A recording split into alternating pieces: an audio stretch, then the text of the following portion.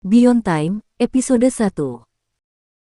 Saat itu bulan ketiga kalender lunar, awal musim semi, di sudut terjauh bagian timur benua South Phoenix. Langit gelap dan berkabut menggantung mencekam di atas kepala, bagai lukisan tinta yang terciprat ke kanvas, dengan kubah langit hitam dan awan-awan yang berlumur di atasnya. Kilatan petir merah menari-nari di antara lapisan-lapisan awan, diiringi gemuruh guntur. Kedengarannya seperti lolongan dewa, bergema di dunia fana. Hujan berwarna darah turun membawa kesedihan ke dunia fana. Di bawahnya, terpampang kota yang hancur, diguyur hujan merah tua, tanpa jejak kehidupan. Tembok-tembok kota yang hancur tak bernyawa. Bangunan-bangunan yang runtuh terlihat, begitu pula mayat-mayat hitam kehijauan dan tumpukan darah. Tak ada suara yang memecah keheningan. Jalanan kota yang dulu ramai kini sunyi senyap. Dulu, orang-orang melintasi jalan berdebu ini, tetapi sekarang tidak lagi.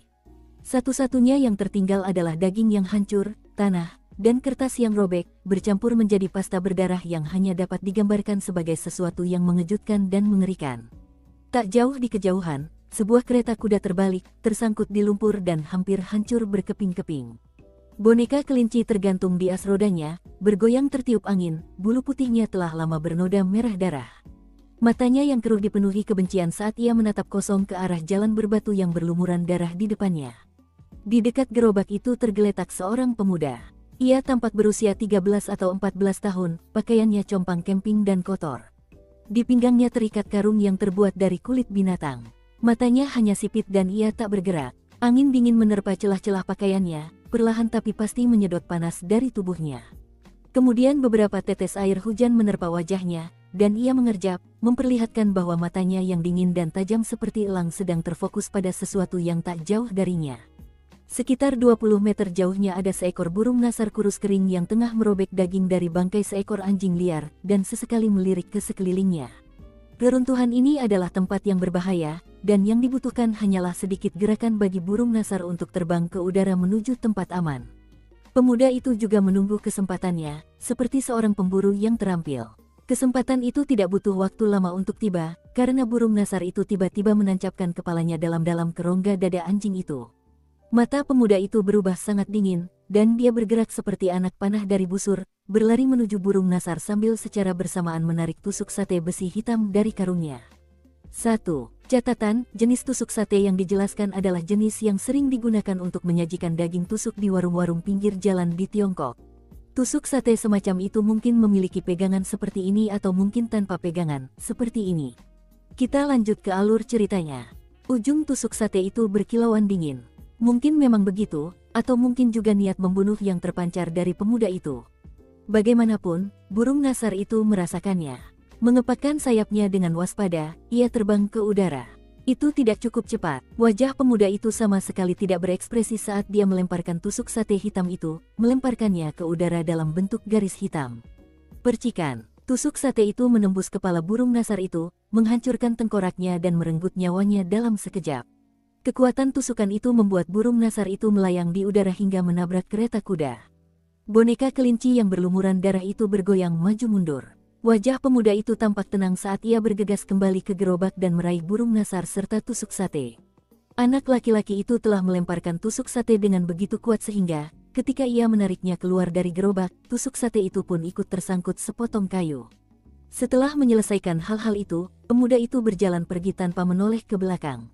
Angin semakin kencang. Pada saat yang sama, kelinci yang berlumuran darah itu tampak seperti sedang memperhatikan pemuda itu saat ia pergi. Berkat angin, hujan terasa lebih dingin saat menerpa pemuda itu dan pakaiannya yang compang camping. Pada suatu titik, ia membungkuk, mengerutkan kening saat mencoba membungkus dirinya.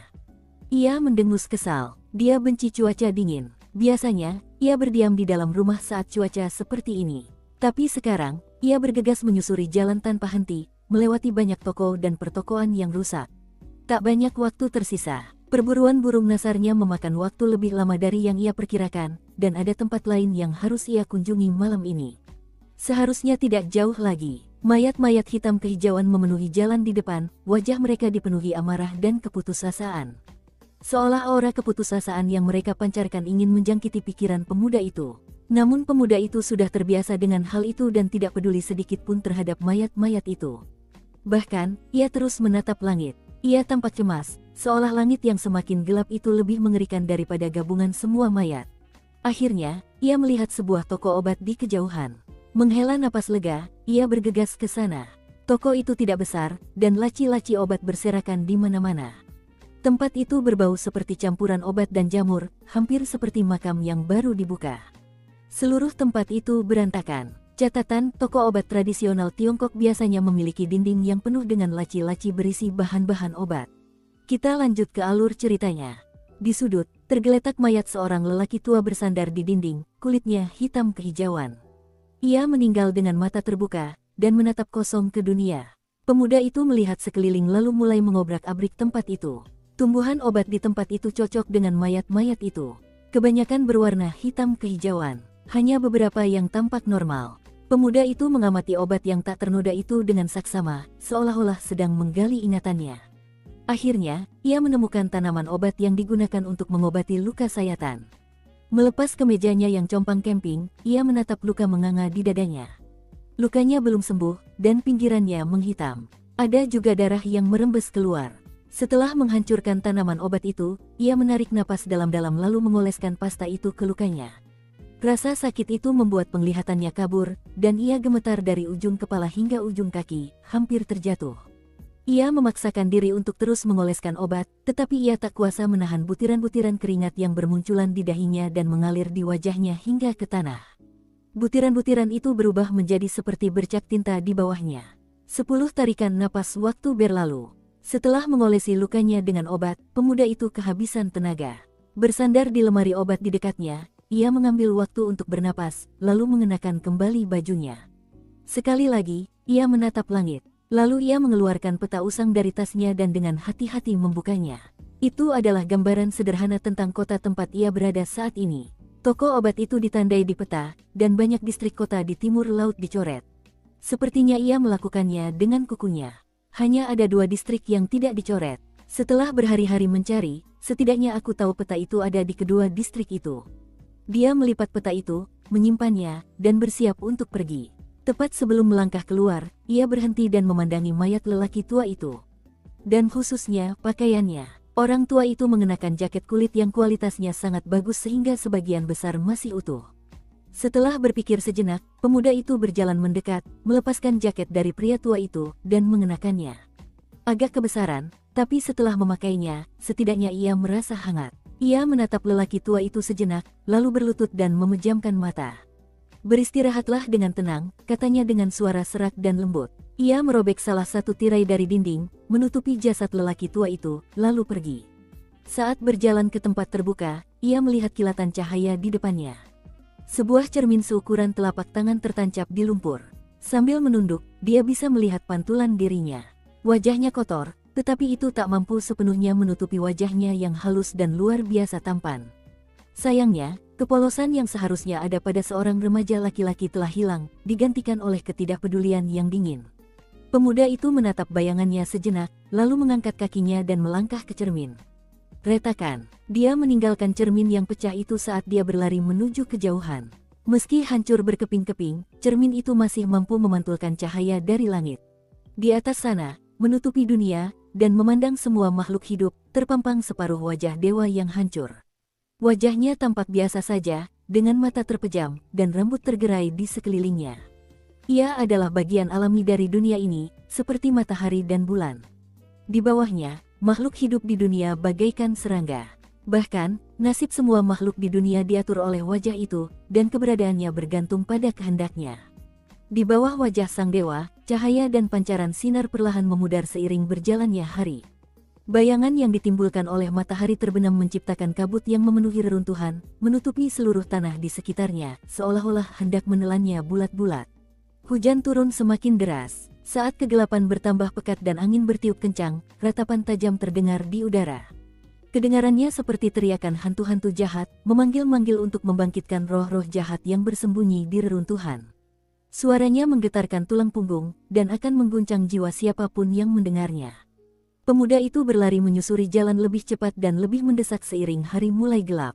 Akhirnya, ia berlari melewati sebuah rumah yang runtuh dan hendak melanjutkan langkahnya ketika pupil matanya mengerut. Baru saja, dia melihat seseorang di kejauhan. Orang ini tampaknya tidak terluka sama sekali, dan mengenakan pakaian bagus sambil bersandar di dinding.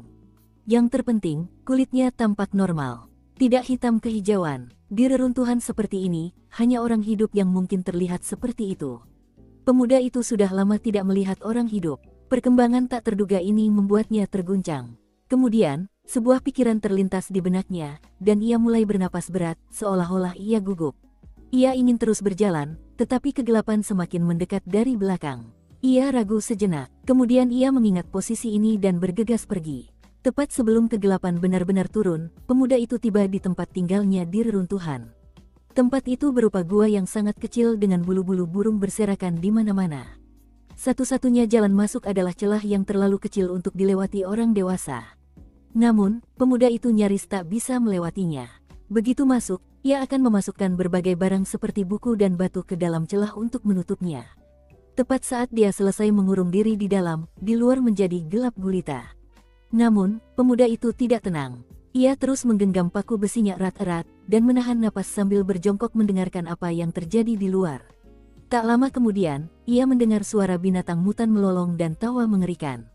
Suara lolongan itu semakin jelas dan dekat. Anak laki-laki itu menjadi gugup. Namun, lolongan itu melewati gua dan menghilang. Akhirnya, ia menghela napas lega. Saat ia duduk di dalam gua, waktu seakan berhenti. Ia linglung sejenak karena sarafnya yang tegang mengendur. Di sampingnya ada ketel berisi air. Ia minum, lalu, mengabaikan suara-suara di luar, ia mengeluarkan bangkai burung nasar dari karungnya. Ia makan, merobek dagingnya dan menelannya sedikit demi sedikit. Rasanya pahit, tetapi ia terus makan, memaksa daging masuk ke perutnya. Ia merasakan gemuruh saat perutnya berjuang mencerna materi baru itu. Baru setelah ia melahap burung nasar itu sepenuhnya, ia menarik napas dalam-dalam dan menutup mata untuk tidur. Ia kesakitan karena kelelahan, namun tetap menggenggam erat paku besinya. Ia bagaikan serigala penyendiri, siap terbangun jika ada tanda-tanda aneh sekecil apapun. Kegelapan di luar menyelimuti kota bagaikan selimut, memenuhi kubah surga. Dunia di bawah kubah surga itu sungguh luas. Benua Phoenix Selatan hanyalah satu lokasi di lautan luas itu. Tak seorang pun benar-benar tahu seberapa besar dunia ini. Namun, setiap orang di dunia yang memandang ke langit akan melihat wajah yang hancur di atas sana. Tidak mungkin untuk mengatakan kapan tepatnya wajah yang rusak itu muncul. Namun, dari beberapa bagian catatan kuno, diketahui bahwa ia telah tiba sejak lama sekali. Dunia pernah dipenuhi energi para dewa, dan pernah menjadi tempat yang mulia dan makmur, penuh dengan kehidupan. Hingga, wajah raksasa itu muncul dari kehampaan, melahap dan menghancurkan. Setelah kedatangan wajah itu, semua makhluk hidup di dunia bersatu untuk menghentikannya. Namun mereka gagal. Pada akhirnya, sekelompok kecil kaisar kuno dan penguasa kekaisaran membawa rakyat mereka pergi dalam eksodus besar-besaran. Tidak lama setelah wajah yang hancur itu tiba dan menggantung di dunia, mimpi buruk pun dimulai. Ketika auranya memenuhi dunia, gunung, lautan, dan semua makhluk hidup pun tercemar. Bahkan kekuatan spiritual yang digunakan para kultivator dalam kultivasi mereka pun tak terkecuali. Catatan, dewa digambarkan menggunakan kata ganti khusus untuk makhluk ilahi. Pengucapannya sama seperti semua kata ganti lainnya dalam bahasa Mandarin, tetapi terlihat berbeda. Saya akan menggunakan tanda diakritik di atas vokal pada kata ganti tersebut untuk menunjukkan kapan kata ganti ilahi tersebut digunakan. Penggunaan kata ganti ini akan menjadi penting nanti. Kita lanjut ke alur ceritanya. Makhluk hidup layu, tak terhitung banyaknya manusia yang hancur. Hampir semuanya mati. Beberapa individu yang selamat dari bencana itu menatap setengah wajah di langit dan menyebutnya dewa. Mereka menyebut dunia mereka Armageddon, dan tempat para kaisar kuno dan penguasa kekaisaran berangkat dikenal sebagai Tanah Suci. Seiring berlalunya era kalender, generasi demi generasi menggunakan nama-nama ini. Masih banyak lagi malapetaka yang dibawa oleh dewa ini. Kekuatannya terus menindas makhluk hidup di dunia, dan itu karena kadang-kadang sekali dalam satu dekade, kadang-kadang sekali dalam satu abad, sang dewa akan membuka matanya sebentar. Bila hal itu terjadi, lokasi yang dipandang akan terinfeksi oleh auranya. Penduduk di sana akan mengalami bencana, dan lokasi itu akan selamanya dikenal sebagai wilayah terlarang. Selama bertahun-tahun, semakin banyak wilayah terlarang muncul di dunia, sementara wilayah yang dapat dihuni semakin sedikit. 9 hari yang lalu, mata dewa terbuka dan melihat ke bawah ke area tempat pemuda ini tinggal. Ada puluhan kota manusia di sana, dan makhluk hidup yang tak terhitung jumlahnya. Akibatnya, semuanya, termasuk daerah kumuh di luar kota, terinfeksi dan berubah menjadi wilayah terlarang. Polusi yang mengerikan menyebabkan banyak makhluk hidup langsung meledak menjadi awan darah. Namun, yang lain bermutasi menjadi binatang buas yang tak berakal. Dalam kasus lain, jiwa makhluk hidup tersebut pergi, meninggalkan mayat-mayat berwarna hitam kehijauan. Hanya sedikit manusia dan hewan yang selamat. Pria muda ini adalah salah satunya.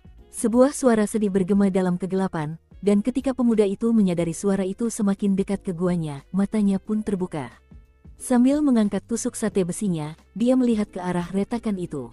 Suara itu berputar-putar, lalu menjauh. Ia menghela napas lega. Tiba-tiba tidak berselera untuk tidur, ia meraba-raba mencari karungnya, menemukannya, dan mengeluarkan selembar bambu dari dalamnya. Gelap, tetapi ia bisa merasakan teks yang terukir di bambu, sehingga ia bisa membaca tanpa cahaya. Ia pun duduk dan mulai bernapas dengan teratur. Pemuda ini bernama Suking, dan sejak usia sangat muda ia telah mencari nafkah di daerah kumuh di luar kota. Catatan, Su berada di peringkat ke-11 dalam daftar 100 nama keluarga Tionghoa paling umum. Su juga berarti perlahan, dengan lembut. King berarti hijau, biru, cian. Jika kita tidak memperhitungkan nadanya, pengucapan Su secara kasar mirip dengan kata shu dalam bahasa Inggris. Jika ingin lebih akurat, tambahkan bunyi Y setelah huruf SH. Dengan kata lain, Xiaoyo. King pada dasarnya dilafalkan Cheng. Tentu saja, ada sedikit perbedaan jika Anda ingin pelafalan Tionghoa yang benar-benar akurat, tetapi menyebut nama tersebut sebagai Shu Cheng sudah cukup. Madame Deadblade mengatakan nama ini terdengar terpelajar, dan membuatnya teringat pada seorang pemuda, pendiam, dan berperilaku baik. Mereka yang familiar dengan Isol Seal the Heavens mungkin ingat bahwa ada karakter bernama Suking yang merupakan kekasih utama sang protagonis. Meskipun pingin untuk nama mereka sama, aksara Tionghoanya berbeda. Suking, perempuan dari ISSTH, adalah Suking, diucapkan Suking. Pria muda dalam novel ini adalah Suking, diucapkan Suking. Jika diperhatikan lebih dekat, Anda dapat melihat bahwa nama keluarga tersebut memiliki nada yang berbeda ketika diucapkan dalam bahasa Mandarin. Kita lanjut ke alur ceritanya. 9 hari yang lalu ketika bencana melanda, ia bersembunyi di sebuah celah. Dan tidak seperti semua orang yang ketakutan di sekitarnya, ia menatap ke langit, ke arah sang dewa, dan ke dalam mata yang terbuka itu. Pupil mata sang dewa berbentuk seperti salib, dan setelah melihatnya, rasa takut di hati Suking lenyap. Pada saat itulah ia melihat cahaya ungu turun dari langit dan mendarat di suatu tempat di bagian timur laut kota. Lalu ia pingsan. Ketika ia terbangun, ia adalah satu-satunya yang selamat di daerah kumuh itu. Akan tetapi, dia tidak mulai menjelajah. Ia tahu bahwa ketika mata dewa terbuka, sebuah wilayah terlarang akan terbentuk. Dan ketika itu terjadi, hujan darah akan turun, membentuk batas di sekeliling wilayah terlarang. Karena batas itu, orang-orang di dalam wilayah terlarang tidak bisa keluar. Begitu pula orang-orang di luar tidak bisa masuk, setidaknya sampai wilayah terlarang terbentuk sepenuhnya. Dan itu akan terjadi ketika hujan berhenti. Bagi Suking, yang tumbuh dalam kondisi sulit, bencana ini tidak seburuk itu. Permukiman kumuh itu penuh dengan preman, anjing liar, dan wabah penyakit. Di malam yang dingin, ia bisa saja kehilangan nyawanya. Bertahan hidup memang selalu sulit. Selama dia tetap hidup, tak ada hal lain yang penting. Meski begitu, kehidupan brutalnya di daerah kumuh masih mengandung sedikit kehangatan. Misalnya, ada beberapa cendekiawan miskin yang datang untuk mengajar anak-anak dan mengajari mereka cara membaca. Suking juga memiliki beberapa kenangan tentang keluarganya. Namun, kenangan itu semakin sulit untuk diingat, dan ia merasa kenangan itu akan memudar pada akhirnya. Setidaknya, ia tahu ia bukan yatim piatu. Ia punya keluarga. Ia hanya sudah lama kehilangan kontak dengan mereka. Dukung terus channel YouTube Sabta Novel. Bagaimanapun, impiannya hanyalah untuk terus hidup. Jika ia bisa melakukannya, mungkin ia bisa menemukan keluarganya lagi suatu hari nanti. Mengingat bahwa ia entah bagaimana selamat dari bencana itu, ia memutuskan untuk pergi menjelajahi kota. Dia punya 2 tujuan saat berangkat. Pertama, menemukan rumah hakim kota, tempat rumor beredar tentang metode untuk menjadi lebih kuat. Tujuan keduanya adalah menemukan titik jatuhnya cahaya ungu itu. Cara untuk menjadi lebih kuat itu adalah sesuatu yang diinginkan semua orang di daerah kumuh. Mereka menyebutnya kultivasi, dan siapapun yang berlatih kultivasi disebut kultivator. Menjadi seorang kultivator merupakan keinginan Suking yang paling kuat, selain bersatu kembali dengan keluarganya. Para kultivator tidak terlalu umum. Selama bertahun-tahun di daerah kumuh, Su Qing hanya sekali melihatnya sekilas di kejauhan di kota. Salah satu ciri khas kultivator adalah mereka membuat orang yang memandang mereka gemetar. Su Qing pernah mendengar bahwa sang hakim sendiri adalah seorang kultivator, begitu pula semua pengawalnya. 5 hari yang lalu, saat ia mencari di seluruh kota, ia akhirnya menemukan rumah hakim kota. Dan di atas mayat di sana, ia menemukan potongan bambu yang saat itu sedang dipegangnya. Petualangannya sungguh berbahaya, dan berakhir dengan luka parah di dadanya. Akan tetapi, potongan bambu itu juga berisi rahasia-rahasia budidaya yang telah lama ia idam-idamkan. Dia telah menghafal isi slip itu, dan telah mulai berlatih kultivasi. Karena Su Qing sama sekali tidak tahu apa-apa tentang kultivasi sejak awal, ia tidak yakin apakah teknik yang dijelaskan dalam slip itu asli. Untungnya, teksnya mudah dipahami, dan berfokus pada visualisasi dan pernapasan. Dengan mengikuti rutinitas yang tepat, ia telah mencapai beberapa hasil. Metode ini disebut mantra laut dan gunung. Metode kultivasinya melibatkan visualisasi gambar yang terukir pada potongan bambu, lalu bernapas dengan cara yang ditentukan. Gambar itu aneh. Gambar itu menggambarkan makhluk aneh berkepala besar, bertubuh kecil, dan berkaki tunggal. Tubuhnya hitam pekat, dan wajahnya ganas, seperti hantu jahat. Su Qing belum pernah melihat makhluk seperti itu di dunia nyata, tetapi slip bambu menggambarkannya sebagai goblin. Catatan, makhluk yang digambarkan di sini berasal dari kitab klasik pegunungan dan lautan. Dalam pinyin, namanya adalah Xiao, dan pada dasarnya digambarkan di sana sebagaimana adanya dalam narasi ini. Kita lanjut ke alur ceritanya. Tidak lama setelah dia membayangkan gambar itu dalam benaknya dan mulai bernapas, udara di sekelilingnya bergetar. Aliran kekuatan roh mengalir ke dalam dirinya, memenuhi tubuhnya, mencapai setiap sudut keberadaannya. Rasa dingin menusuk tulang membuatnya merasa seperti terendam air es. Su Qing takut kedinginan, tetapi dia tidak menyerah, dan melanjutkan sesi kultivasi. Kemudian, setelah melanjutkan sesuai deskripsi pada slip bambu, ia mengakhiri sesi dan mendapati dirinya berkeringat. Meskipun baru saja memakan seluruh burung nasar, ia merasakan rasa lapar di perutnya. Sambil menyeka keringat dari tubuhnya, ia mengusap perutnya. Sejak ia mulai berlatih teknik ini, ia merasa jauh lebih lapar. Namun, ia juga jauh lebih atletis. Karena itu, toleransinya terhadap dingin pun meningkat. Setelah selesai mengolah, dia memandang ke arah retakan itu, dan dibaliknya, ke arah luar. Hari masih gelap, dan suara-suara menakutkan di luar mulai terdengar dan menghilang. Dia tidak yakin mengapa dia selamat dari bencana itu. Mungkin itu keberuntungan, atau mungkin ada hubungannya dengan cahaya ungu itu. Itulah sebabnya, meskipun ia terus berlatih teknik baru, ia telah menempuh perjalanan jauh ke timur laut kota. Namun, ia belum menemukan di mana cahaya ungu itu mendarat. Su Qing memikirkan hal-hal ini sambil memperhatikan suara-suara teriakan di luar. Ia tak henti-hentinya memikirkan bagaimana ia menemukan mayat bersandar di dinding kemarin sore. Mayat itu berada di bagian timur laut kota. Dan, itu benar-benar tampak seperti orang hidup. Jangan bilang ini ada hubungannya dengan cahaya ungu itu. Kalau itu orang hidup, mungkin dia juga mengincar cahaya ungu itu. Atau mungkin itu jebakan. Selama hari-hari yang dihabiskan Su Qing di kota yang hancur ini, ia semakin memahami apa yang terjadi ketika aura dewa menginfeksi makhluk hidup. Aura itu mengubah mereka menjadi monster mutan. Mereka menjadi sangat ganas dan kuat. Namun, mungkin karena area ini belum sepenuhnya berubah, sebagian besar monster mutan menghabiskan siang hari untuk tidur. Satu-satunya pengecualian adalah jika mereka diganggu, misalnya ketika dia pergi mengambil slip giok itu. Biasanya, selama kita berhati-hati, kita tidak perlu mengkhawatirkan mereka. Sejujurnya, Su Qing lebih waspada terhadap manusia hidup daripada binatang mutan. Lagi pula, terkadang manusia jauh lebih berbahaya daripada binatang. Setelah merenungkan masalah itu sedikit lebih lama, tatapannya perlahan berubah semakin dingin. Tak peduli ada orang hidup di sana.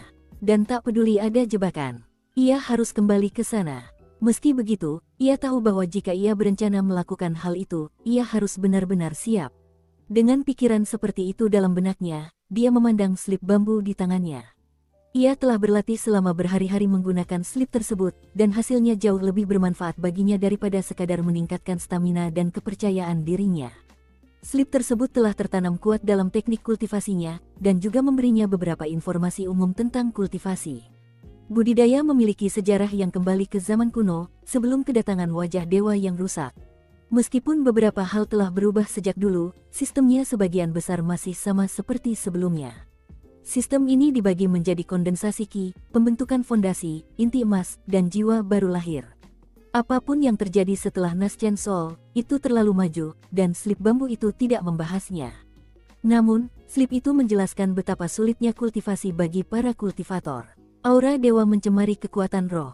Bagi makhluk hidup, noda itu sama seperti racun yang mematikan. Pada suatu saat di masa lalu, orang-orang menyebut aura dewa sebagai mutagen. Su Qing tidak yakin dengan detailnya. Ia hanya tahu bahwa setiap kali ia berlatih kultivasi, ia merasa sangat dingin, dan itu mungkin karena kekuatan spiritualnya terinfeksi mutagen. Ketika mutagen yang cukup menumpuk di dalam tubuh seorang kultivator, mereka akan mengalami mutasi. Dalam beberapa kasus, mereka akan meledak menjadi gumpalan darah. Di lain waktu, mereka akan berubah menjadi makhluk tak berakal. Ketika mata dewa terbuka untuk mengamati suatu area, mutagen di sana akan langsung terkonsentrasi. Hal ini pada gilirannya akan mempercepat terjadinya mutasi. Budidaya pada hakikat berbahaya, tetapi menghindarinya tidaklah mungkin. Su Qing tinggal di dunia Armageddon, yang terinfeksi aura dewa, dunia di mana umur manusia terbatas, dan penyakit merajalela. Tinggal di sini seperti tinggal di 9 ketenangan. Hanya sedikit orang di sini yang meninggal dengan tenang dalam tidur mereka. 1. Catatan, 9 ketenangan, adalah salah satu dari banyak cara puitis dalam bahasa Mandarin untuk menggambarkan neraka atau dunia bawah. Kita lanjut ke alur ceritanya. Tanpa pilihan lain, kultivasi menjadi jalan yang tidak punya pilihan lain selain diikuti oleh kebanyakan orang. Selama bertahun-tahun yang tak terhitung jumlahnya, orang-orang telah mewariskan warisan dan menggunakannya untuk mengembangkan teknik budidaya. Metode tradisional saat ini adalah menyerap kekuatan roh dan menggunakan teknik kultivasi untuk mengisolasi mutagen di bagian tubuh tertentu.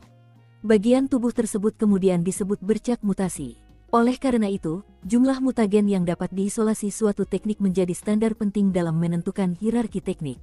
Teknik-teknik yang mengisolasi mutagen dalam jumlah besar dikendalikan oleh kelompok dan klan yang berkuasa. Teknik-teknik semacam itu merupakan aset terbesar organisasi-organisasi tersebut. Tentu saja, keadaan serupa akan tetap terjadi, terlepas dari apakah dewa itu datang atau tidak. Karena perbedaan teknik budidaya dan cara mengisolasi mutagen yang berbeda, lokasi bercak mutasi dapat bervariasi.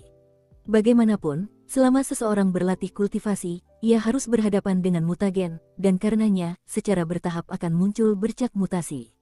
Bercak mutasi tidak pernah bisa dihilangkan sepenuhnya.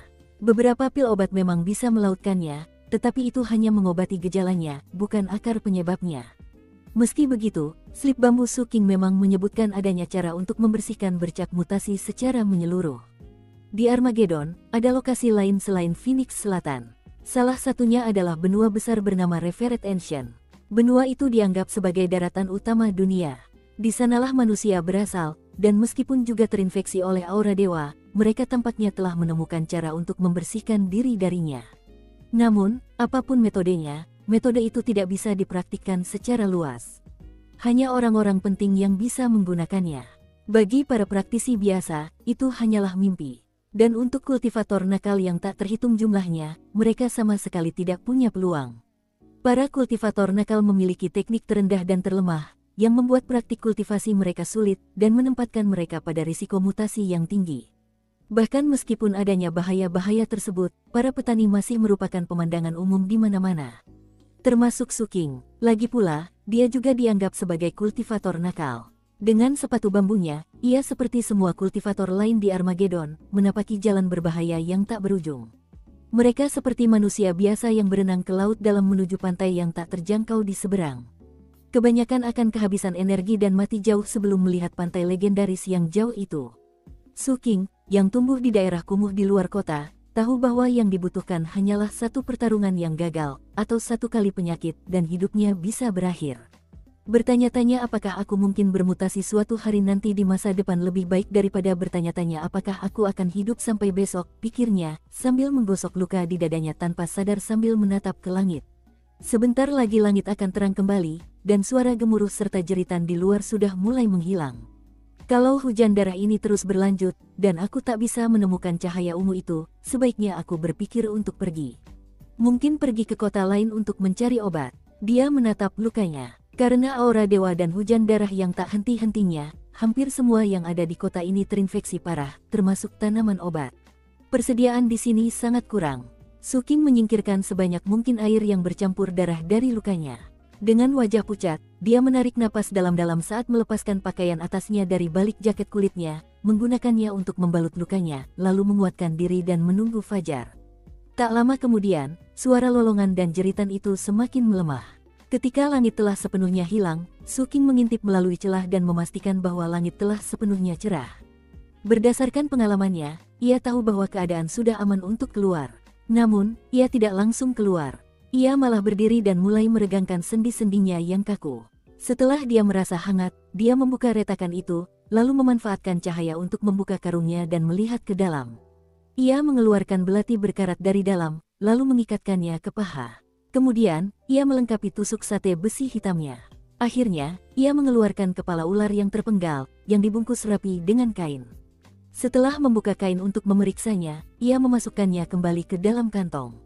Setelah menyelesaikan semua ini, Su King memejamkan mata dan menarik napas dalam-dalam beberapa kali. Ketika ia membuka matanya lagi, matanya terasa keras dan dingin. Dengan itu, dia melangkah keluar ke tempat terbuka.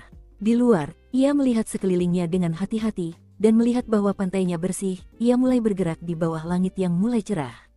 Hujan darah terus turun dari langit mendung, sehingga tidak ada matahari atau cahaya matahari. Cahaya pagi itu bagaikan tatapan sayu seorang lelaki tua yang sakit, perlahan menembus sisa-sisa kabut malam yang berserakan. Dan embusan napas lelaki tua itu bagaikan angin fajar, syarat dengan rasa dingin kematian. Seandainya Su King tidak menghangatkan diri lebih awal, angin sepoi-sepoi itu pasti sudah membuatnya gemetar. Untungnya, ia masih hangat sehingga tidak terpengaruh. Sambil mempertahankan kecepatan yang baik, ia menuju ke tempat di mana ia melihat orang yang hidup itu sehari sebelumnya. Dari titik pandang yang tinggi, ia dapat terlihat menyelinap melalui reruntuhan yang kosong bagaikan macan tutul, bergerak dengan anggun sambil sesekali melompati tembok yang runtuh. Sekawanan burung mengikutinya dari atas. Sambil berlari, Su King menatap mereka dan menjilat bibirnya. Sayangnya, burung-burung itu terlalu tinggi untuk dijangkaunya. Entah mengapa, ketika mata dewa terbuka, semua makhluk hidup terinfeksi, dan sebagian besar mati. Termasuk hewan, satu-satunya pengecualian adalah burung. Selama beberapa hari terakhir, Su King hanya berburu burung seperti itu, dengan harapan dapat menghilangkan rasa lapar yang menyiksa di perutnya. Meskipun burung terkadang terjebak dalam hujan darah, sebagian besar burung secara naluriah mampu menemukan tempat berlindung yang aman. Misalnya, gua tempat Su King tinggal adalah tempat yang ia temukan saat melacak beberapa burung. Sejujurnya, tempat-tempat seperti itu tidak sepenuhnya aman. Namun, para monster dan binatang mutan cenderung mengabaikannya karena suatu alasan yang tidak biasa. Sebenarnya, itu hanya satu dari dua lokasi penting yang ia identifikasi. Yang kedua adalah rumah hakim kota. Saat ini, dia mengabaikan burung-burung itu, melupakan rumah besar itu, dan menuju ke tempat yang sama kemarin. Saat ia semakin dekat, ia memutuskan untuk tidak langsung mendekat, tetapi malah berputar mengelilingi bukit yang menghadap ke area tersebut. Setelah dengan hati-hati mendaki ke puncak bukit, ia tetap tengkurap dan kelopak matanya tetap tertutup rapat agar kilatan matanya tidak memperlihatkan posisinya. Setelah itu, ia melihat ke bawah. Seketika pupil matanya mengerut, karena dia sekali lagi melihat orang yang dilihatnya kemarin. Seperti sebelumnya, ia duduk di samping salah satu dinding yang runtuh, mengenakan pakaian bagus, kulitnya benar-benar normal. Yang terpenting, semua tentangnya, dari postur hingga posisinya, persis sama dengan yang diingat Su King. Seolah-olah ia menghabiskan sepanjang malam tanpa bergerak sedikit pun. Itu tidak masuk akal. Jika orang ini masih hidup, mustahil ia bisa begitu saja mengabaikan hal-hal berbahaya yang mengintai di malam hari di kota ini. Dan jika ia mati, mayatnya yang tak terinfeksi pasti sudah dilahap oleh makhluk mutan. Su King berbaring diam di sana, memikirkan masalah itu dan tidak bergerak. Tumbuh besar di daerah kumuh, ia telah lama belajar kesabaran. Waktu berlalu perlahan tapi pasti, sementara ia hanya diam di tempatnya mengamati situasi. Akhirnya, siang pun tiba. Baru setelah menunggu selama 6 jam penuh, Su King akhirnya mengulurkan tangan dan mengambil sebuah batu, lalu melemparkannya ke arah pria itu. Benda itu menghantam pria itu dengan keras. Ia bergoyang ke depan dan ke belakang, lalu roboh seperti mayat. Saat ia jatuh, seberkas cahaya ungu muncul di tempat ia duduk. Pemandangan itu membuat mata Su King berbinar. Selama berhari-hari, ia mencari cahaya ungu yang pernah dilihatnya jatuh ke kota ini. Ia harus menahan diri untuk tidak langsung menyerbu. dan meskipun sudah mengendalikan diri, ia hanya bisa bertahan beberapa detik sebelum tiba-tiba bergerak. Ia tampak berlari sekuat tenaga, bergerak secepat elang menuju apapun yang memancarkan cahaya ungu itu. Sesampainya di cahaya, dia meraih benda itu, berputar di tempat, lalu berlari menjauh. Semuanya terjadi begitu cepat, dan baru ketika ia berada sekitar 30 meter jauhnya, ia berhenti, terengah-engah, untuk melihat benda ungu di tangannya. Itu adalah kristal yang indah, berkilau dan tembus cahaya.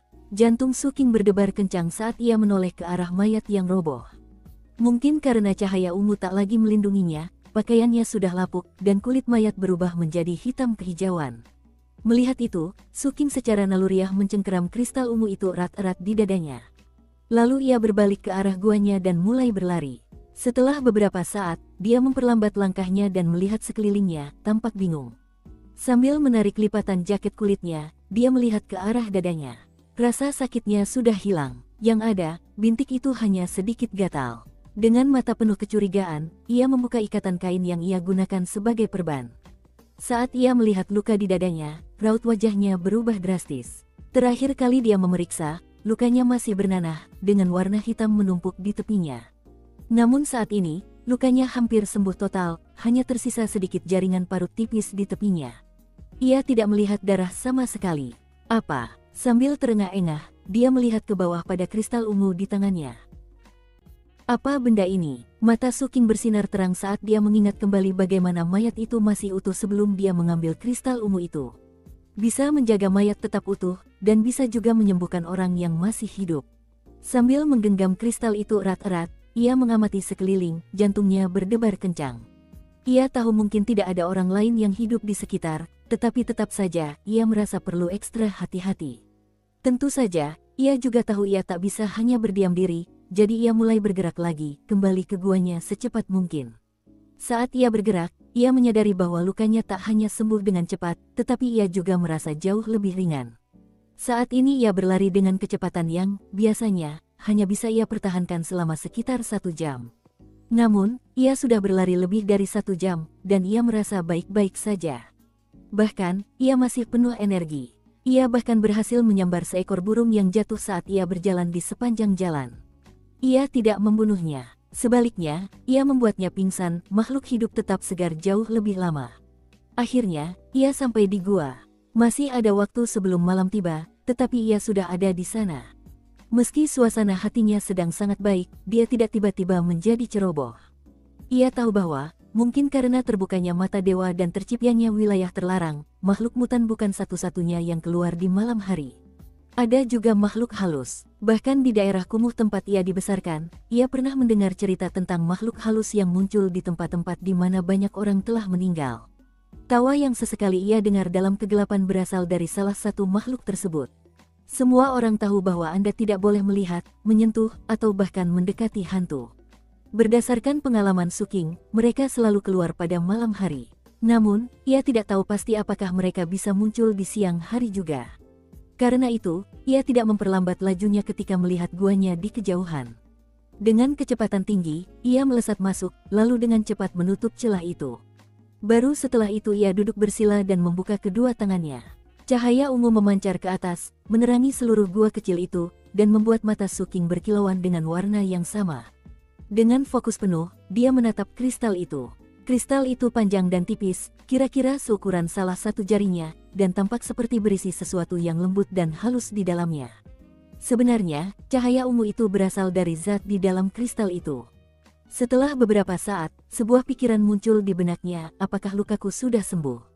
Sambil menarik jaket kulit itu, dia melihat ke bawah dan melihat lukanya sudah sembuh sekitar 90%. Bagian yang tidak sembuh tidak akan membutuhkan waktu lama untuk kembali normal, dan jaringan parut pada tepi luka mulai memudar.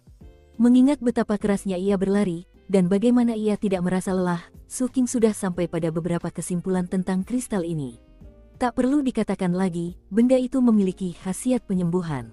Ia dapat menyembuhkan luka, memulihkan kekuatan, dan mengisi kembali energi kehidupan seseorang. Aku jadi bertanya-tanya apakah ada gunanya juga, pikirnya, matanya berbinar-binar penuh pertimbangan. Dia tidak yakin apakah kristal ungu ini ada hubungannya dengan terbukanya mata dewa, tetapi tampaknya itu kemungkinan bagus. Bagaimanapun, itu adalah harta karun yang berharga. Seumur hidupnya, ia belum pernah mendengar sesuatu yang begitu spektakuler. Dengan benda seberguna ini, ia merasa seperti memiliki kehidupan kedua. Namun, satu-satunya alasan ia berhasil mendapatkannya adalah karena ia satu-satunya orang yang masih hidup di kota itu yang menemukannya. Setelah hujan darah berhenti, dan ia pergi, bagaimana mungkin ia bisa menjaga benda itu tetap aman? Dia harus memikirkan cara yang bagus untuk menyembunyikan kristal ungu itu. Setelah berpikir sejenak, dia mengeluarkan burung pingsan yang dipungutnya sebelumnya. Setelah mengikat paruhnya sehingga ia tidak dapat berteriak, ia mengambil belati dari pahanya dan mengiris makhluk itu. Burung itu meronta dengan sia-sia saat Suking kemudian menusukkan kristal ungu ke dalam lukanya. Lalu dia terus membuka matanya lebar-lebar sembari menyaksikan apa yang terjadi. Meskipun burung itu meronta, udara beriak dan mengalir dengan kekuatan spiritual. Bahkan, kekuatan spiritual yang bekerja jauh lebih besar daripada saat Suking berlatih kultivasi. Dan semuanya bergerak menuju burung itu. Burung itu tiba-tiba meronta dengan kekuatan yang jauh lebih besar dari sebelumnya, hingga Suking kesulitan menahannya. Hal itu membuat matanya semakin terbelalak. Burung itu mulai tak terkendali. Biasanya, hanya butuh sedikit usaha untuk mematahkan leher burung. Namun kali ini ia harus mencoba beberapa kali berturut-turut sebelum berhasil. Dia segera mengambil kristal itu dari tubuh burung itu, memeriksanya, lalu memejamkan mata sambil berpikir. Burung itu tidak mati ketika aku memasukkan kristal itu. Malah, ia menerima aliran kekuatan roh. Dan ia juga menjadi jauh lebih kuat. Menurutku, kristal ini tidak berbahaya. Sesaat kemudian, ia membuka mata dan, dengan tekad bulat, menusukkan kristal ungu itu ke luka di dadanya yang masih tertutup. Rasa sakit menjalar di sekujur tubuhnya, tetapi ia menggertakkan gigi dan mengabaikannya. Tidak ada tempat yang lebih aman untuk menyembunyikan benda ini selain di dalam tubuhnya sendiri. Lagi pula, percobaannya beberapa saat yang lalu membuktikan bahwa menyimpannya di dalam dirinya akan mendatangkan manfaat yang signifikan. Saat kristal itu memasukinya, lukanya terus sembuh, dan di saat yang sama, dia merasakan dirinya gemetar. Lalu dia melihat aliran kekuatan roh yang melampaui apapun dari percobaan burung, mengalir ke arahnya dari segala arah, bahkan dari dalam tanah. Volume itu begitu mencengangkan sehingga kulit Suking berubah menjadi hijau pucat. Pada saat yang sama, rasa dingin yang hebat memenuhi seluruh tubuhnya dari ujung kepala hingga ujung kaki. Hal ini disebabkan oleh tingginya kadar mutagen dalam kekuatan roh. Namun, Suking sudah siap sejak awal. Tanpa ragu, ia mulai menggunakan mantra laut dan gunung. Saat ia melakukannya, kekuatan roh yang merasukinya terpisah dari mutagen. Oleh karena itu, hanya kekuatan roh murni yang mengalir melalui meridiannya dan masuk ke dalam tubuhnya. Sesaat kemudian, suara letupan terdengar dari dalam dirinya. Rasanya seolah-olah lumpur yang mencekik bagian dalamnya sedang dibersihkan. Pada saat yang sama, daging dan darahnya terasa segar dan sehat. Dalam benaknya muncul gambaran seorang goblin, sangat hidup dan energik. Meskipun mantra laut dan gunung merupakan sebuah teknik kultivasi, namun itu bukanlah sihir kultivasi, melainkan metode penyempurnaan tubuh. Ia dibagi menjadi 10 tingkat yang berhubungan dengan 10 tingkat kondensasi Qi. Lembaran bambunya memberikan pengantar yang jelas, menjelaskan bahwa setiap tingkatan memberikan kekuatan seekor harimau. Kekuatan 5 harimau pada akhirnya bergabung menjadi kekuatan seekor goblin. Dan kekuatan 2 goblin bergabung menjadi kekuatan seekor hobgoblin. Menurut pepatah populer, goblin dapat memindahkan gunung, hobgoblin dapat mengangkut lautan. Maka, teknik ini pun dinamai mantra laut dan gunung. Kristal ungu di dadanya bagaikan pusaran air, berputar terus-menerus sambil menyedot kekuatan spiritual yang melimpah. Kultivasi Suking meningkat pesat. Sulit untuk mengatakan berapa lama waktu berlalu, tetapi akhirnya, suara letupan di dalam dirinya semakin intens. Kotoran merembes keluar dari pori-pori tubuhnya dan aroma busuk memenuhi gua kecil itu. Saat kotoran itu muncul, tubuh Suking berkilauan bagai embun pagi. Meskipun wajahnya tertutup kotoran menjijikkan, warnanya jelas lebih cerah daripada sebelumnya. Waktu berlalu, akhirnya, aliran kekuatan spiritual berhenti, dan Suking membuka matanya. Kali ini, mereka berkilauan dengan cahaya ungu. Dia melihat sekelilingnya, tertegun. Gua itu gelap gulita, tetapi ia sebenarnya bisa melihat semuanya dengan cukup jelas. Selanjutnya, ia menatap dirinya sendiri, dan ekspresi ketidakpercayaan yang amat sangat memenuhi wajahnya. Perasaan ini, sambil berdiri, ia melancarkan pukulan eksperimental, dan angin kencang bertiup kencang menembus gua. Gua itu terlalu kecil untuk menguji seberapa cepat ia bisa berlari, Tetapi berdasarkan sensasi yang datang dari lengan dan kakinya, ia tahu bahwa ia pasti telah melampaui apa yang mampu ia lakukan sebelumnya. Mengulurkan tangan kanannya, ia menarik lengan baju yang menutupi lengan kirinya. Ketika melihat bercak gelap seukuran kuku di sana, ia menarik napas dalam-dalam dan bersemangat. Jadi, saya mencapai tingkat pertama kondensasi Ki. Menurut deskripsi di slip bambunya, bintik hitam itu adalah bercak mutasi. Saat berlatih mantra laut dan gunung, bercak mutasi itu seharusnya muncul di lengan kiri. Setiap kali ia naik level, bercak baru akan muncul. Sambil menggosok bercak mutasi itu, Su King berusaha mengendalikan kegembiraannya karena menjadi jauh lebih kuat. Berjalan kembali ke pintu masuk gua, ia melihat keluar melalui celah dan mencoba memutuskan apakah ia harus menunggu sampai hari terang untuk pergi dan melakukan beberapa tes. Hanya sesaat berlalu sebelum raut wajah waspada terpancar dari wajahnya.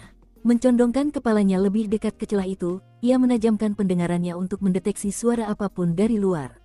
Di luar benar-benar gelap, tetapi dia tidak dapat mendengar suara-suara aneh yang biasa.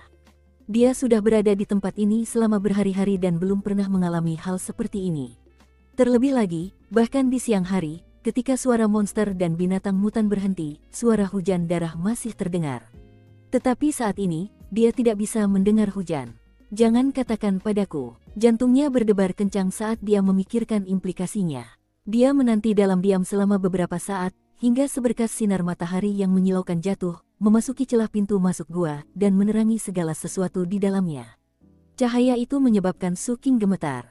Dia mengulurkan tangannya untuk menghalangi sinar cahaya itu, dan ketika dia merasakan kehangatan itu, perlahan-lahan kesadarannya kembali.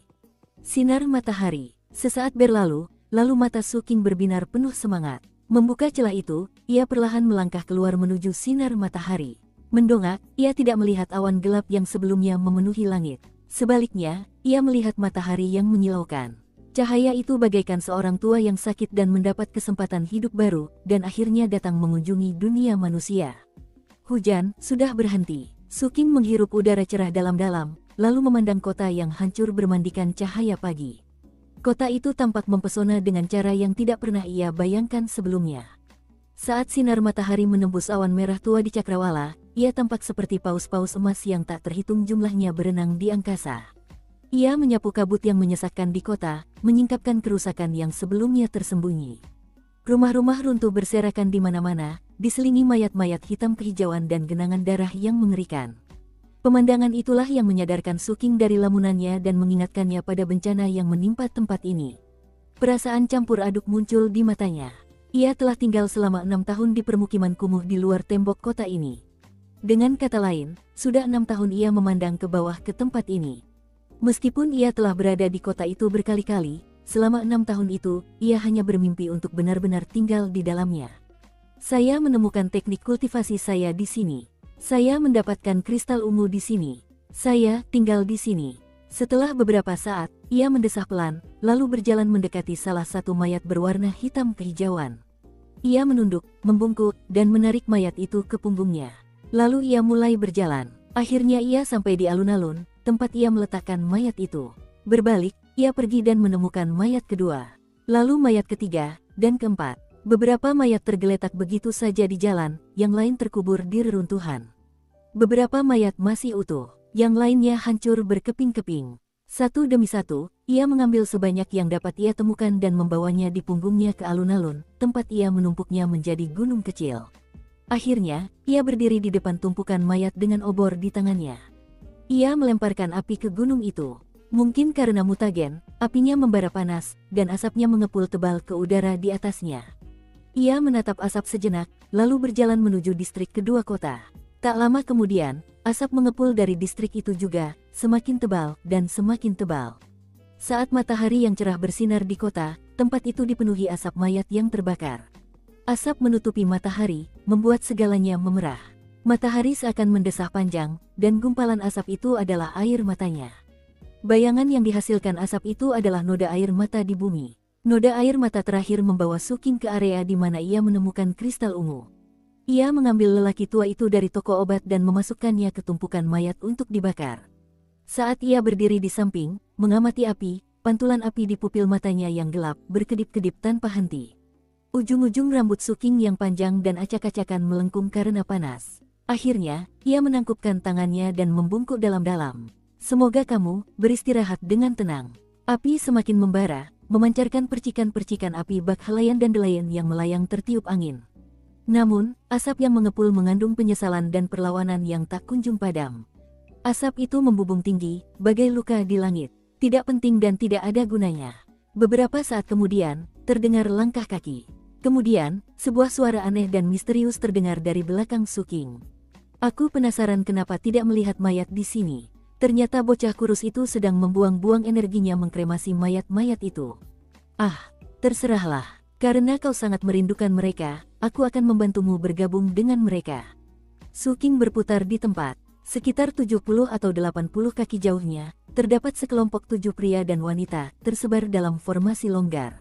Mereka mengenakan pakaian kulit abu-abu, dan semuanya membawa tas dan karung. Selain itu, mereka semua membawa senjata. 3 orang membawa busur dan anak panah, 2 orang membawa pedang. Senjata-senjata itu diikatkan di punggung mereka, tetapi siap digunakan kapan saja. Salah satu dari mereka, yang berdiri sendirian di tengah formasi longgar mereka, mengenakan sarung tangan tempur. Orang yang berbicara dengan suara aneh itu adalah seorang pria jangkung dan tegap yang membawa kapak perang. Ia paling dekat dengan Suking. Bekas luka melintang di wajahnya yang tampak ganas, dan ia berjanggut lebat. Matanya berkilat kejam, dan ia menyeringai jahat sambil melangkah maju.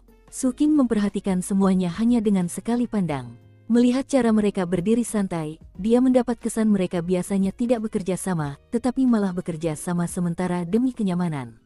Suking tidak kesulitan menentukan siapa orang-orang ini. Mereka semua pemulung. Tidak ada kekurangan pemulung di Phoenix Selatan. Kebanyakan dari mereka adalah orang-orang kejam yang tidak punya dasar. Dan mereka menjalani kehidupan di mana yang lemah menjadi mangsa yang kuat. Karena hujan darah di wilayah terlarang telah berhenti, penghalang di sekitarnya telah terbuka, menarik orang-orang ini ke sini. Wilayah terlarang itu berbahaya bahkan bagi mereka. Namun, mereka adalah orang-orang yang hidup di ujung tanduk, sehingga sumber daya yang tersedia untuk direbut di sini terlalu menggiurkan. Hampir semua yang ada di kota itu terinfeksi, tetapi masih ada barang-barang berharga yang bisa direbut. Pikirannya berputar, Suking berbalik dan bersiap melarikan diri. Namun, melihat itu, tatapan pria kekar itu menjadi lebih kejam, dan seringainya berubah menjadi haus darah. Mau lari? Aku suka membantai bocah nakal sepertimu. Aku yakin kau punya banyak jarahan di karungmu itu. Anak ini milikku, Sersan Thunder. Tatapan mata pria kekar itu memancarkan keganasan yang luar biasa, membuat kapak perangnya yang besar semakin mengintimidasi. Ia melangkah maju, mengangkat kapak di tangan kanannya, dan melompat ke arah Suking. Kapak itu bersiul di udara saat mendekat. Pria kekar itu kuat dan cepat. Namun, Suking lebih cepat. Tepat saat kapak itu sepertinya akan mengenainya, ia melompat ke samping. Kapak itu melintas tepat di depan wajahnya, angin menyibatkan rambutnya dan memperlihatkan tatapan matanya yang dingin bagaikan serigala. Suking berguling, lalu alih-alih lari, ia malah melesat kembali ke arah pria kekar itu. Saat itulah tusuk sate besi hitamnya tiba-tiba muncul di tangannya. Memanfaatkan fakta bahwa ia lebih pendek dari lawannya, ia melompat dan menusukkan tusuk sate ke dagu pria yang lebih tinggi. Semuanya terjadi terlalu cepat. Beberapa saat yang lalu, Suking yang tampak rapuh tampak ingin melarikan diri, sehingga serangannya mudah disembunyikan. Dan kini, pria kekar itu tiba-tiba dilanda perasaan krisis yang mematikan. Meski begitu, ia punya banyak pengalaman. Terkejut, ia menerjang mundur dan melemparkan kepalanya menjauh dari tusuk sate besi itu. Meski begitu, tusuk sate itu mengenai dagunya, membuat luka yang cukup besar. Sebelum lelaki itu sempat marah, tangan kiri Suking terangkat dari pahanya dengan sebilah belati tertancap di dalamnya. Saat lelaki kekar itu bersandar, Suking menjatuhkan diri dan menusukkan belati ke kaki kanan lelaki itu. Bunyi puff mengiringi tusukan belati ke dalam sepatu kulit, menembus daging dan darah, dan ke tanah berlumpur di bawah. Wajah pria kekar itu berubah saat rasa sakit mencabik-cabiknya, dan ia menjerit kesakitan. Lalu, sebelum ia sempat membalas, Suking yang lincah menari mundur, menyelinap di balik reruntuhan tembok, dan berjongkok untuk bersembunyi, menunggu apa yang akan terjadi selanjutnya. Cahaya api berkelap-kelip, membuatnya mustahil untuk melihat wajahnya dengan jelas. Namun, ekspresi wajahnya yang seperti serigala terlihat jelas, dan dengan waspada sekaligus ganas ia memelototi para pemulung itu. Segala sesuatu terjadi begitu cepat, dan Suking sendiri tampak begitu muda dan lemah, sehingga pemulung lainnya tidak sempat bereaksi sebelum dia hilang dari pandangan. Kini mereka menatap sekeliling dengan tajam, dan ketiga orang yang membawa busur itu melotot dengan pandangan yang sangat tajam. Adapun Suking, ia tetap bersembunyi, tak peduli melihat pria menjerit yang telah ditikamnya di kaki. Melewati ketiga pemanah itu, ia mendapati tatapannya tertuju pada orang di tengah kelompok yang memegang sarung tangan tempur. Ia seorang lelaki tua, dan meskipun berpakaian serupa dengan yang lain, tatapannya tampak lebih tajam. Terlebih lagi, Suking dapat merasakan fluktuasi kekuatan spiritual pada dirinya. Melihat posisi lelaki tua itu, dan cara orang lain tampaknya secara naluriah memandangnya, Suking dapat menebak siapa dia. Orang tua ini adalah pemimpin kelompok pemulungnya. Dukung terus channel YouTube Sabta Novel. Saat Suking menatapnya, lelaki tua itu balas menatap, matanya berkedip dengan pandangan aneh. Setelah beberapa saat, lelaki tua itu mengalihkan pandangannya ke api dan asap, dan ekspresi berpikir muncul di wajahnya. Sementara itu, lelaki kekar itu mencabut belati dari kakinya dan, dengan mata menyala-nyala karena marah, mulai berlari ke arah Suking. "Dasar bocah nakal," teriaknya, "aku akan membunuhmu." Suking menyipitkan matanya saat bersiap untuk bertindak. Sebelum dia sempat bertindak, lelaki tua itu berbicara dengan suara tenang. "Cukup." Nada suaranya mengandung wibawa yang begitu mengintimidasi sehingga pria kekar itu langsung berhenti di tempatnya dan menatapnya. "Sersan Thunder, anak ini mungkin penyintas permukiman kumuh. Dewa di atas sana membiarkannya hidup, jadi mundurlah. Ayo pergi." Tapi, kata pria kekar itu, jelas tidak mau begitu saja mengakhiri masalah ini. Sejauh yang ia tahu, ia memang ceroboh. Jika ia terus menyerang, hanya butuh beberapa detik baginya untuk mematahkan leher Suking. Namun, sebelum ia sempat melanjutkan argumennya, pria tua itu menatapnya dengan acuh tak acuh. "Apakah kamu benar-benar akan membalasku?" Pria kekar itu berjuang untuk mendapatkan kembali ketenangannya sebelum menundukkan kepalanya. Saat ia melakukannya, matanya melirik Suking yang bersembunyi di balik dinding, dan niat membunuh yang murni terpancar di wajahnya. Kemudian ia berbalik dan terlatih-tatih kembali ke arah Sersan Thunder.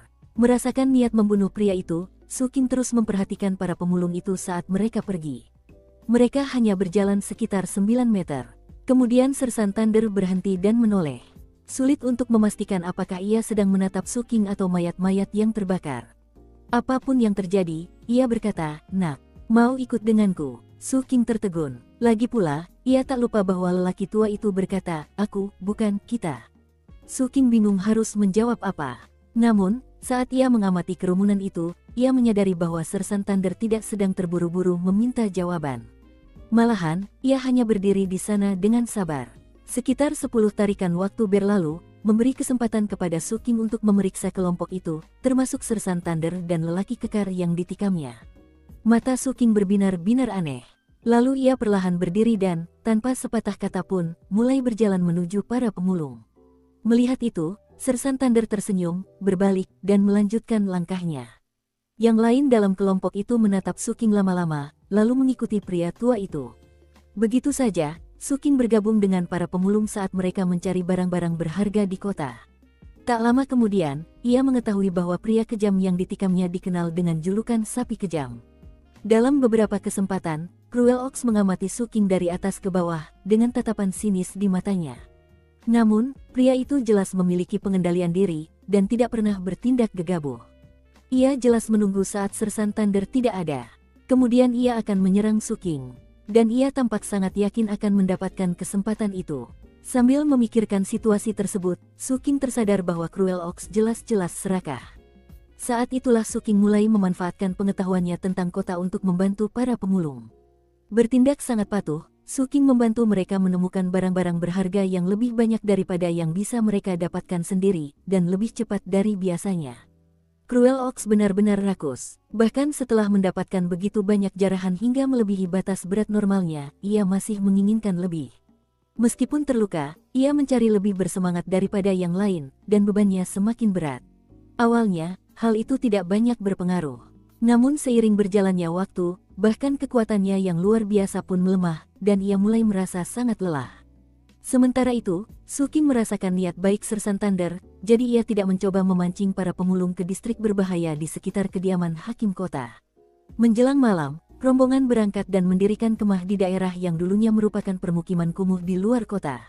Mereka dengan cekatan mendirikan 6 tenda yang tak lebih dari terpal yang digantung di atas tanah kosong. Kedua prajurit pedang berbagi satu tenda, sementara tenda lainnya ditempati masing-masing satu orang. Mereka menyebarkan bubuk mesiu di sekeliling perkemahan untuk membentuk perimeter dan mulai membakar dupa. Ketika langit berubah gelap dan terdengar suara lolongan di kota, para pemulung memasuki tenda mereka. Satu-satunya pengecualian adalah Sersan Thunder yang mengamati Su King yang berdiri di pinggir. Pria tua itu mengeluarkan kantong tidur dan melemparkannya. Dupa itu mengusir monster mutan, jelas Sersan Thunder, dan bubuknya mengusir monster. Mengingat betapa banyaknya bantuanmu hari ini, Cruel Ox tidak akan menimbulkan masalah. Kau aman di sini. Dengan itu, lelaki tua itu memasuki tendanya. Su King tidak berkata apa-apa. Setelah Sersan Thunder memasuki tenda, ia meringkuk di dalam kantong tidurnya.